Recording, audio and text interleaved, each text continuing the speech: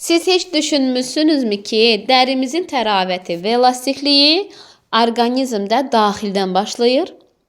Burada əsas rol oynayanlardan biri hyaluron turşusudur.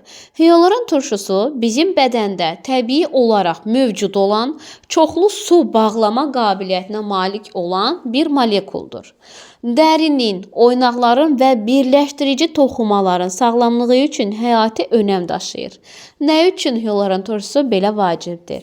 Dərimizə nəmlik verir, elastikliyi artırır, xırda qırışların görünüşünü azaldır və üzünüzü daha parlaq, təravətli edir.